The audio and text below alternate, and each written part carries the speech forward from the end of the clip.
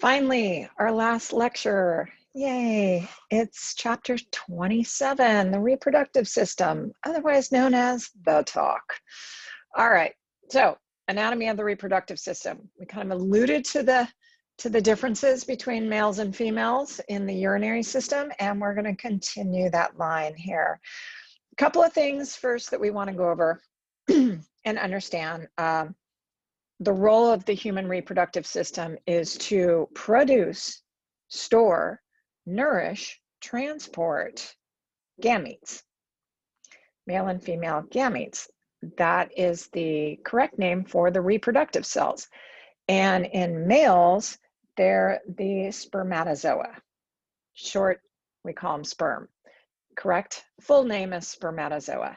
And in females, they are ovum. Those are the gametes. And when a couple of gametes get together, we call that fertilization, and they form a zygote. And so you guys are all little zygotes at one point.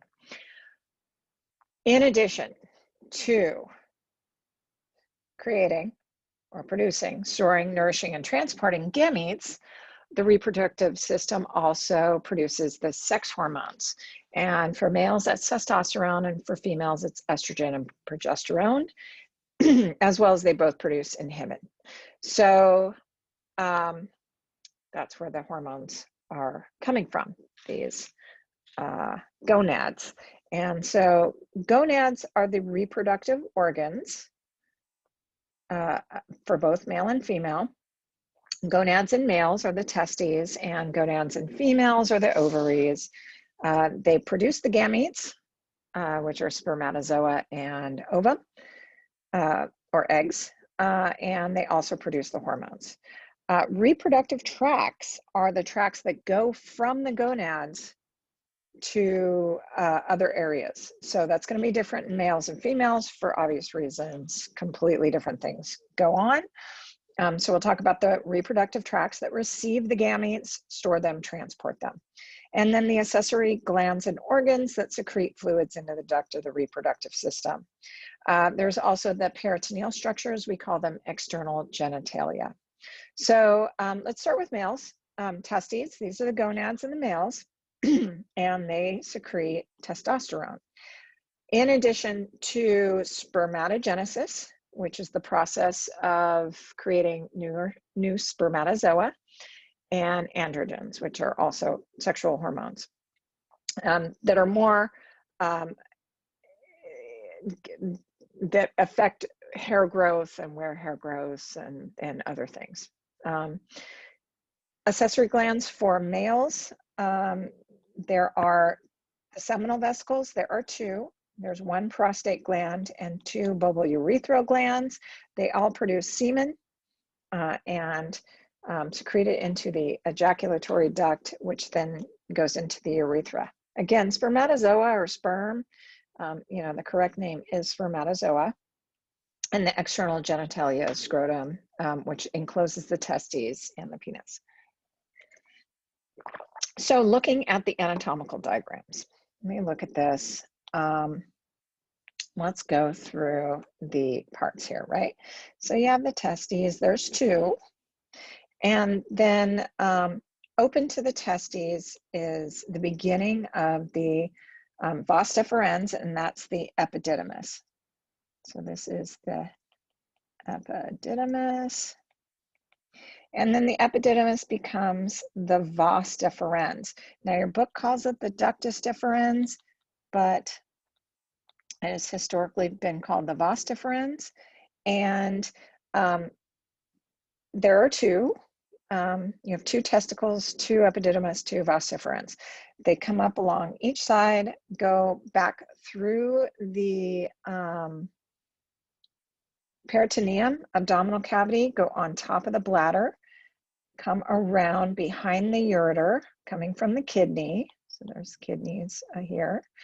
And kind of gets this enlarged ampulla that then joins with the seminal vesicle, which is here. And this becomes the ejaculatory duct. So you'll see the ejaculatory duct here. The ejaculatory duct is going to merge with the prostatic urethra, which is the urethra coming through the prostate gland.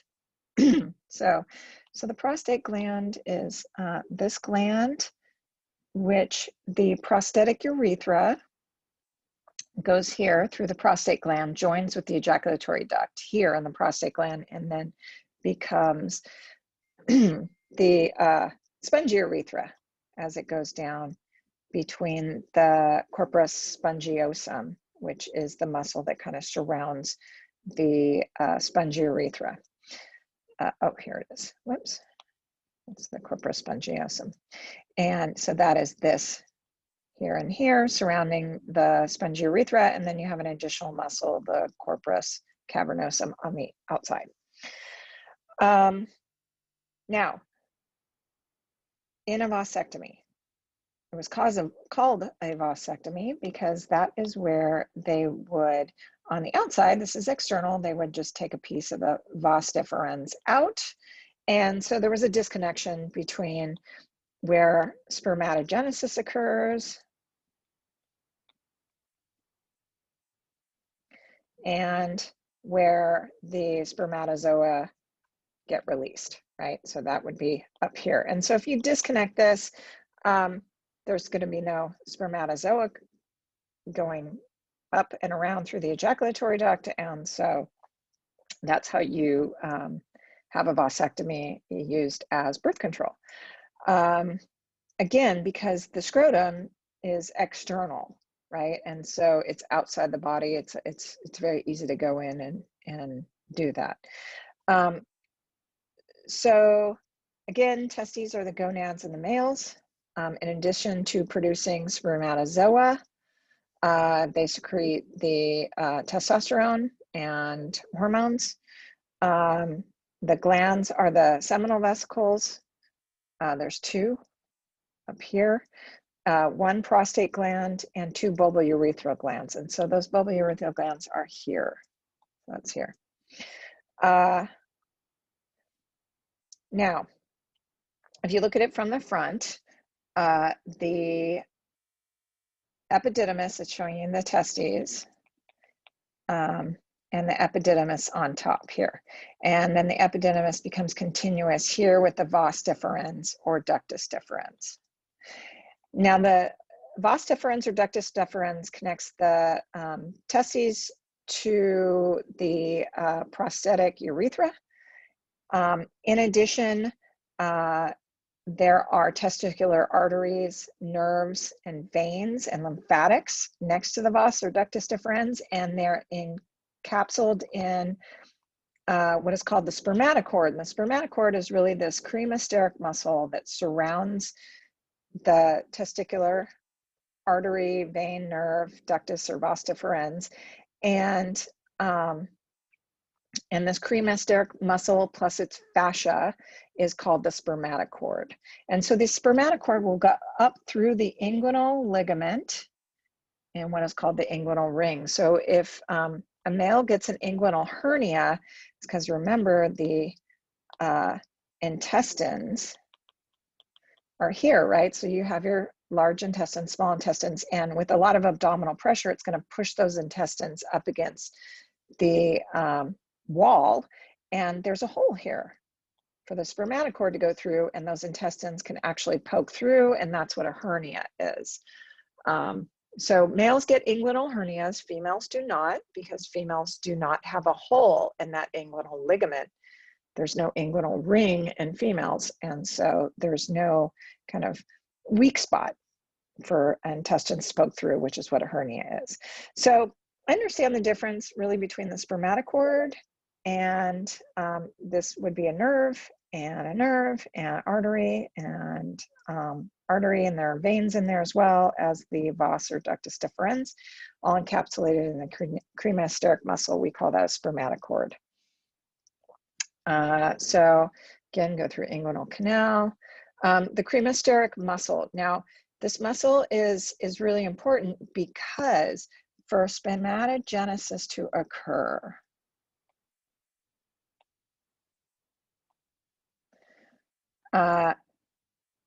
if normal body temperature is around 98.6.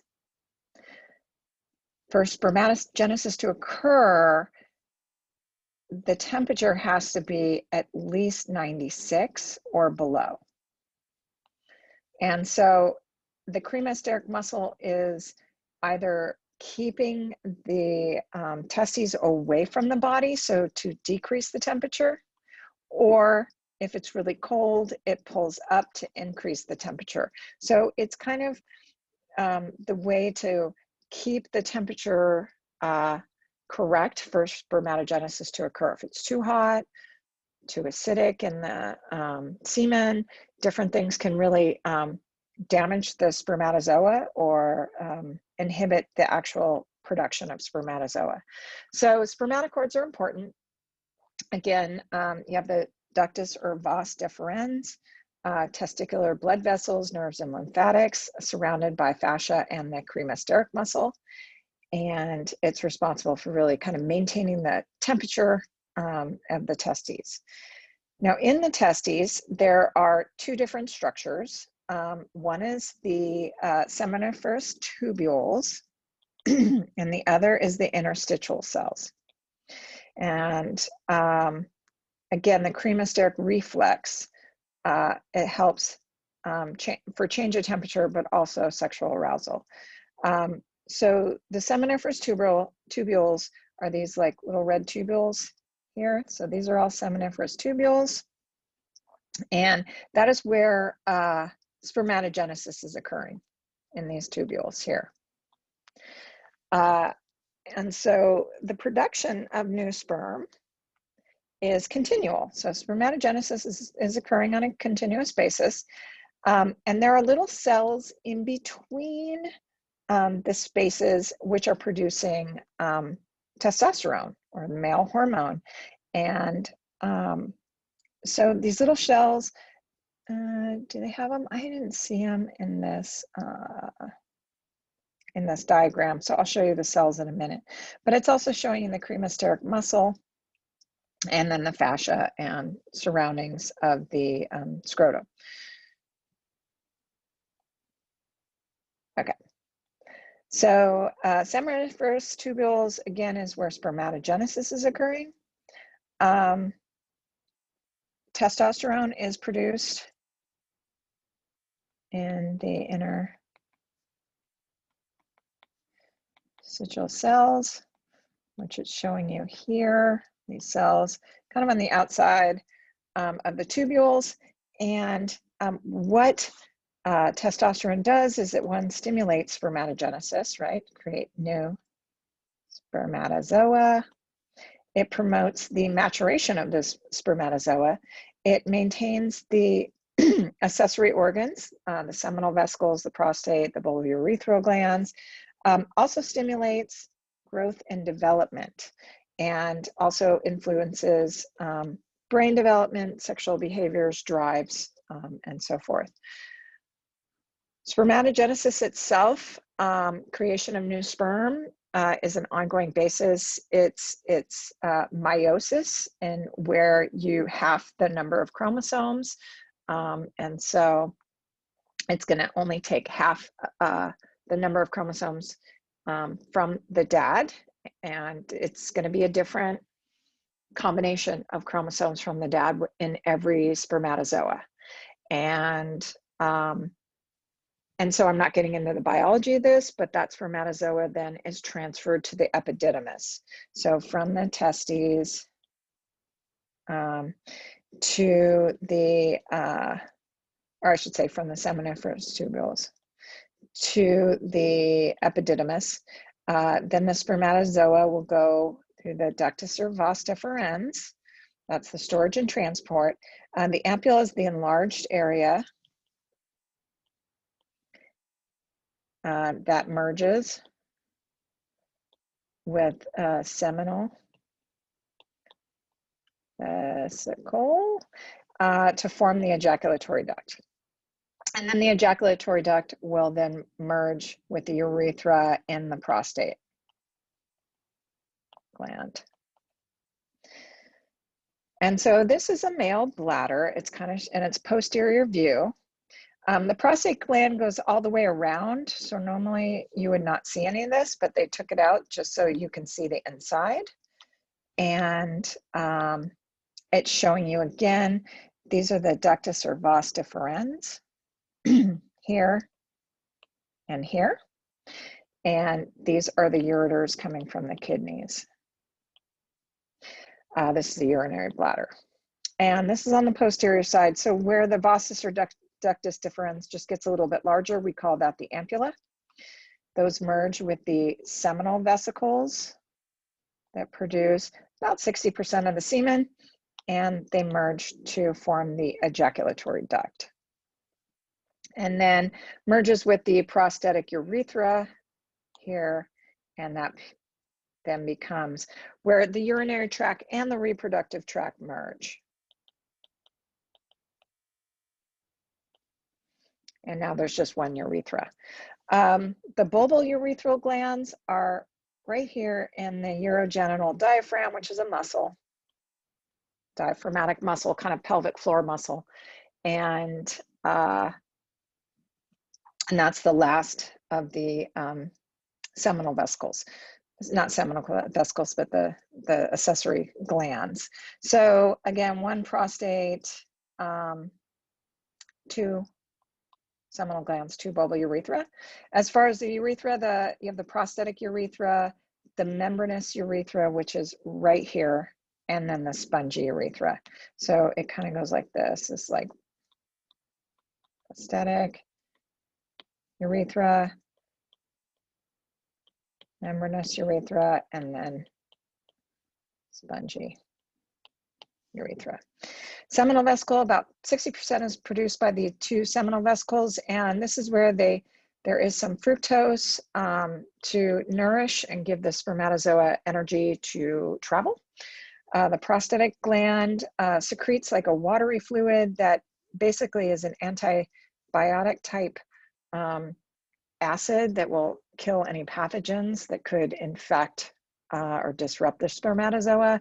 And the bulbourethral gland kind of adds some pH to bring it back up to a little bit more normal pH, so it doesn't kill everything off, including the ovum. As far as external genitalia, you have the penis. There's the spongy, the corporospongiosum muscles that surround the spongy urethra here. And then on the outside, you have the corporocavernosum muscles here on the outside. And this kind of shows you prostate gland, bulbourethral glands, and the prostatic urethra in addition to the spongy urethra. So you can see why an enlarged prostate gland would definitely make it harder for males to urinate because it would squish this area, and so urine a lot of times gets blocked and there's urinary issues. So if there's a tumor or prostatic cancer, that can affect urination as well as ejaculation. So it can be problematic. So that's the anatomical parts for the male. As far as female, now females have a lot of more kind of different parts that are separate for obvious reasons. You know, if there's an implantation of a zygote, you're going to have a baby growing in there, and that baby's going to fill up that whole area, and that's got to be separate from the bladder and the rectum. So when looking at females, again, I guess we should go through this. This is bladder. And so this is the urethra here. So that is kind of the most anterior. Then the second opening is going to be the vaginal canal. So it says vagina, but you can also say vaginal canal. And that vaginal canal is going to lead up here. And this is the uterus. And the uterus is this big muscular organ. And so I'm going to outline the uterus here. You have one uterus, and the uterus drops down into the vaginal canal. And where it drops down into the vaginal canal, this area right here that it drops down into the vaginal canal is the cervix of the uterus, right? It's an extension of the uterus into the vaginal canal. We call that the cervix. So the cervix drops down, and there's a little opening or os here to the cervix. And so when a woman is nearing labor or starts labor and delivery, they look at the dilation or size of the cervical opening. And so it's anywhere from 0 centimeters to 10 centimeters. 10 centimeters is ready for delivery. 10 centimeters, not a huge opening, but neither is the vaginal canal. So that's a really muscular organ. There's a lot of myometrium. That's the muscular layer. So this right here is the myometrium. The perimetrium, so myometrium, I'm going to do in green. The perimetrium, I'm going to put on the outside. This is this outside lining here, which is on the outside. That's the perimetrium. And then the endometrium is this lining on the inside of the uterus. So the endometrium is the inside lining here.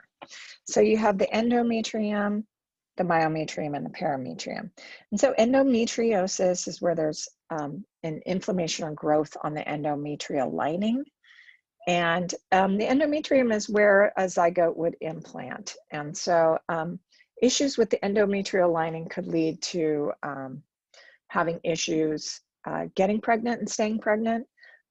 It's painful, so you might hear, if you go into medicine, endometriosis, it's not uncommon, and the issues with the endometrial lining. But it's really muscular organ, and you use that smooth muscle to really push, you know, anywhere from a 4-pound to, you know, 10-pound baby out through, and you need that muscular layer. There are 2 ovaries and 2 uterine tubes. They were called the fallopian tubes. Now we're kind of referring to them as the uterine tubes. There's an ovary and a uterine tube on the right and one on the left. And those tubes open up to the endometrium of the uterus. There are some glands. There are the greater vestibular gland and the paraurethral gland, and these help produce fluids. And the external genitalia is the labia. Okay, so terminology: ovaries, those are the gonads in the females. An oocyte is an immature gamete. We call them eggs, right? So you guys all know eggs. Females are born with a certain number of immature gametes in each ovary, and that's it. And some of those immature gametes will dissolve or fade away before puberty. After puberty, when you begin to mature an egg every single month, generally alternating, one ovary 1 month, one ovary the next month, an egg will mature and then be released, and we call that ovulation. And that will then release the oocyte, the mature oocyte, into the uterine tube, and it will then travel to the endometrium. So the uterine tube is also called the oviduct. The uterus is a muscular organ, and the vaginal canal or vagina connects to the outside. So if we're looking posteriorly, it's showing you the external os of the cervix. Remember, the cervix is the area where the uterus drops down into the vaginal canal. And the uterus is really held up by ligaments. And so you have the broad ligament that attaches from one side of the pelvic cavity to the other.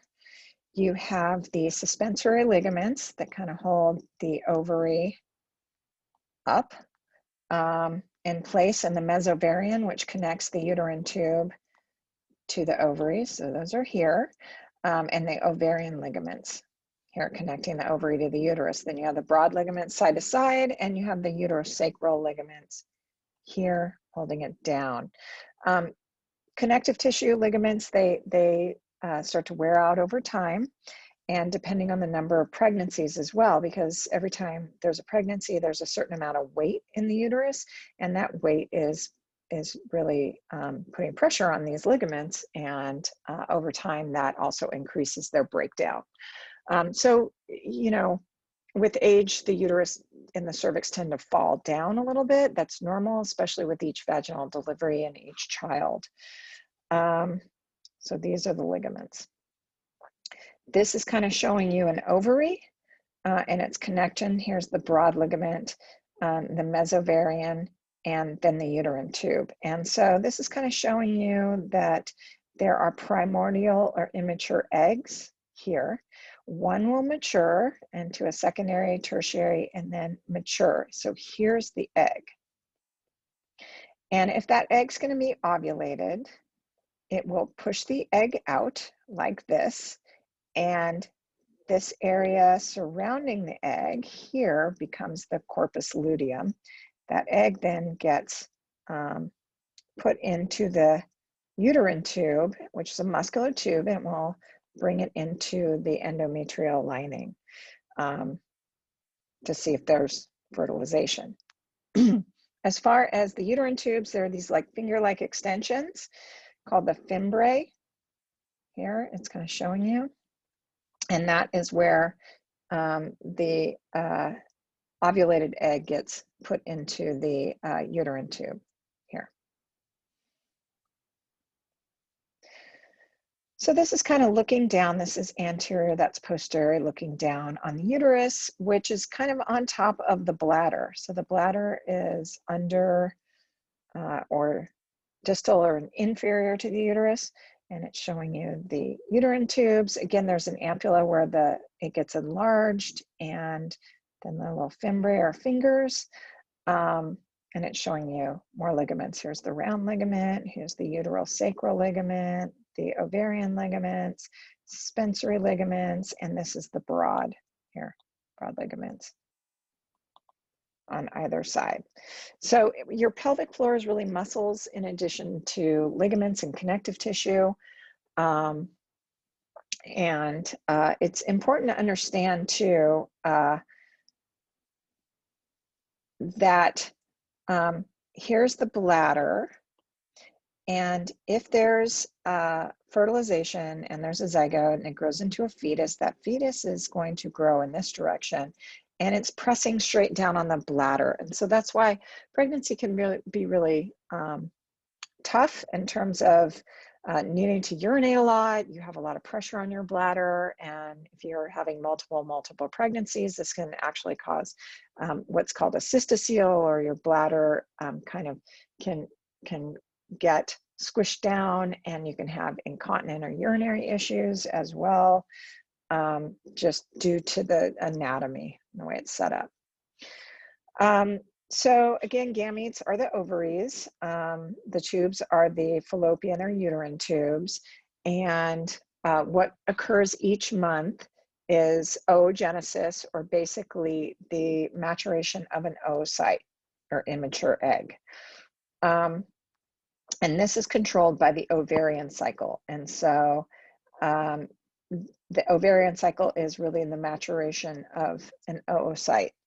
The uterine cycle is the lining of the uterus and building up the lining, and then shedding of the lining if there's no implantation. And so we call that menstruation. So every month with the uterine cycle, one primordial or immature oocyte then is matured, and the hormones are luteinizing hormone, again, and follicle stimulating hormone from the pituitary gland. And so those hormones are going to cause this maturation of an egg. They also cause spermatogenesis, as well as production of estrogen, progesterone in the ovaries, and testosterone in the interstitial cells of the testes. And so it'll go from a primary oocyte to a secondary oocyte to a tertiary and then be ovulated. And when it's ovulated, it's left with the corpus luteum, that like structure that was around the egg during maturation, and just becomes the corpse of what used to surround the egg. So oogenesis is the production of female gametes, which is really more a maturation of an oocyte that's already existing there in the ovary. The ovarian cycle is really the maturation of one of these oocytes. That's different than the uterine cycle, which would be menstruation. So prior to puberty, baby girls are born roughly 2 million primary oocytes. But by puberty, there's about only 400,000 or so left due to just degeneration. From there, you know, generally speaking, only one egg is matured and ovulated per month. And that could go on for 40 years. And that's still not a whole lot, right? So that's, you know, if you think about it, I'm actually going to break out the calculator. So 40 years is a long time. 40 years times 12. So you might use 400 to 500 eggs in a lifetime. That still leaves a lot of eggs, but over time, these eggs have been sitting there for 40 years. And so they also break down and degenerate. And so that is why with increased age, the longer these eggs have sat around it doesn't sound good to see sitting around, they're there. They also become maybe not as viable. The other thing is, it's thought that the body is going to ovulate the stronger eggs first.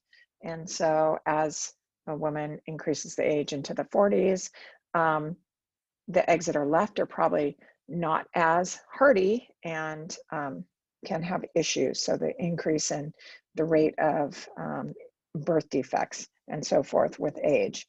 At puberty, you have an increase in follicle stimulating hormone, and that starts menstruation. Luteinizing hormone also helps for ovulation. So again, when you're looking at an ovary, you see all these primordial or immature oocytes. One will get matured into a primary, a secondary, and then tertiary. Here, and here is actually the egg. The oocyte is just that right there. That oocyte will get ovulated, and this part right here that's left becomes a corpse of what used to surround it, and it's called the corpus luteum. And so this is kind of showing you ovulation. So ovulation is a release of the secondary oocyte from the tertiary follicle, and this is due to a rise in luteinizing hormone, which causes a weakening in the follicular wall. And so you have this follicle stimulating hormone going up and then luteinizing hormone going up. So follicle stimulating increase the maturation, and then luteinizing hormone to ovulate. Fertilization occurs in the uterine tube if the sperm reaches the oocyte and then implants on the endometrial wall. You don't want it to be too far up the uterine tube. It could be an ectopic pregnancy or fertilized in the uterine tube, but it never is close enough to drop down. So that could be problematic. As women age, one of the signs of menopause is that follicle stimulating hormone and luteinizing hormone go way, way up. Why? Well, what's happening is the normal release from the pituitary isn't causing maturation or oogenesis, and it's not causing ovulation. And so the anterior pituitary just keeps releasing more hormone to get it going. And so one signal of menopause is that these hormones go way up. But because these hormones are going way up as you age, also increases the risk of ovulating more than one egg or oocyte, right? So that's why the increase in multiple births go up as well as women age. It's more common for women in their 30s and 40s than it is for a woman in their teens and 20s. I'm not saying it doesn't happen then, but the rate, I shouldn't say risk, sounds bad, rate of ovulating more, just as those hormones also go up. Now, the hormones for the menstrual cycle are going to be dependent on estrogen and progesterone. So progesterone is used to prepare the endometrial lining. And if a zygote doesn't implant, or the corpus luteum decomposes, takes about 12 days in the ovary to become this corpus albinicans, then basically the progesterone will decrease and estrogen will then help shed the lining, these hormones. And so the gonadotropal releasing hormone stimulates luteinizing and follicle stimulating hormone to start over again. And so I'll show you a little graph in a minute that ties it all together. But I want to go through this because, again, it's important to understand the uterus and the fact that we have, this is the endometrial lining here, right? So you have the endometrial lining, and then we have the myometrium, and then on the outside here we have the perimetrium lining the outside. Again, the cervix is what drops down, part of the uterus that drops down into the vaginal canal here. And again, the external os or cervical opening is here.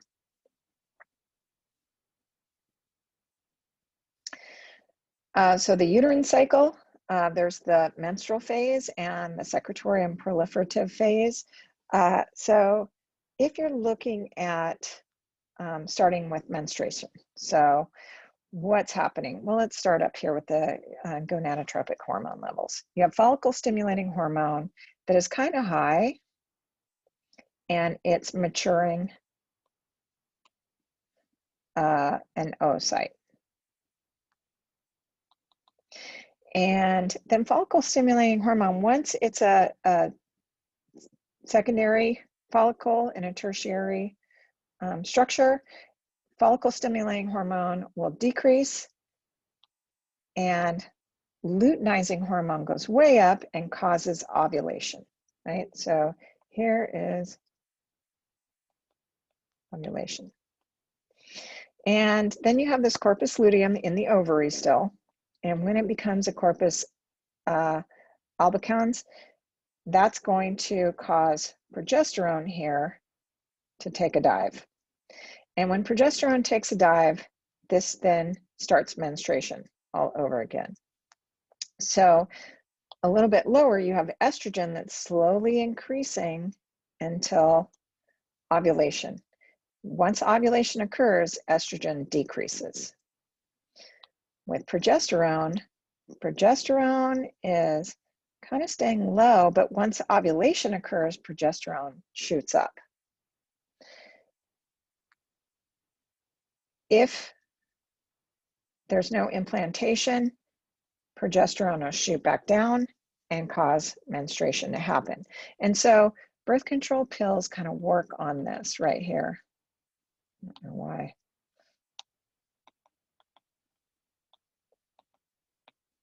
So it works on keeping progesterone at a certain level and estrogen at a certain level. And when you have certain levels of these hormones, it's going to keep you in a phase where you can't implant. And so a lot of times it will keep you from having a lining that is going to implant a zygote, and so it just never implants at all.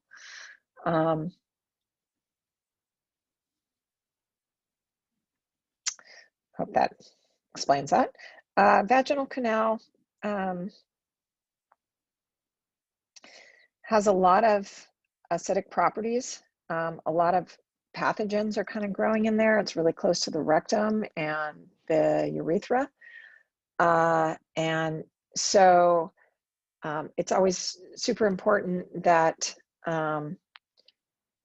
the environment not be too acidic. That's generally the first thing they'll look for when a couple can't get pregnant. They look at the fluids and the acidity of those fluids.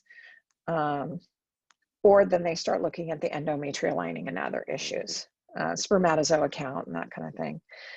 External genitalia for females, there's the vaginal folds and the labia. And that is the basic anatomy of the reproductive system. So if you guys have any questions on that, you can let me know. I will have some basic questions on reproductive, things that are kind of highlighted. What are the gametes? What's a zygote, spermatozoa, ovum? What are reproductive organs? What are reproductive tracts, accessory glands and organs?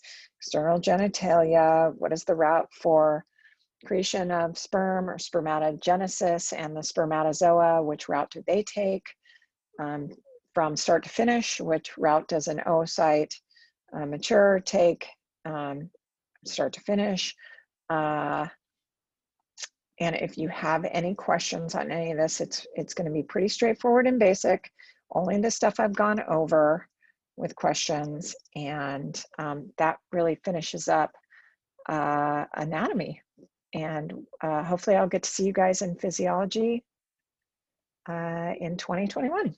Have a great holiday season.